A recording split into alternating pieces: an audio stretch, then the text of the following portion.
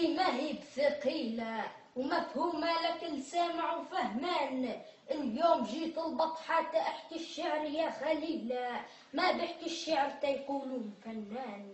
الشعر يحكيني بكلماته الأصيلة، والكلمات تسبقني وتطلق عنان وسط الميادين، والخيل تسمع صهيلة. بقول الشعر تيقولون من ربع باسم غسان ونعمة السليلة.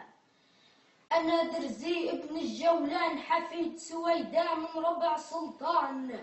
أمي أبو إبراهيم التميمي وبيي تسمى بسلمان.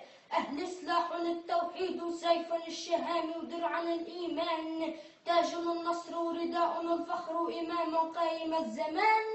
قولوا للي ما عرفني يسأل التاريخ بيدلوا على العنوان. يسأل التاريخ عن عيال أصايل، الكبير فيهم قايد الفرسان، والصغير على كتابه مثل الطير على جناح أمه ربيان. والصبايا ملثمي تحت بياض الثلج وقلوبهن للمنتظر بالعشق والهان، والروح الصادقة ما بترجع ولو سلبوها بالعنفوان. أهل الوفاء والكرم أهلي وكل من الدين والتوحيد بقلب عمران. الشهيد فيهن ولو تحت تراب معزز مكرم، والعدو مرجعه للقبر وإن كان عايش وبالعيش كسدان.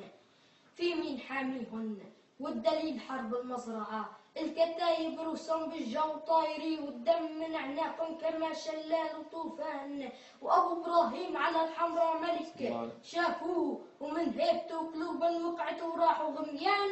ويا هلي يا هلي شعري من قلبي وين ما كان مثل كلمات ابن ربيع باسم. الله يوفقك.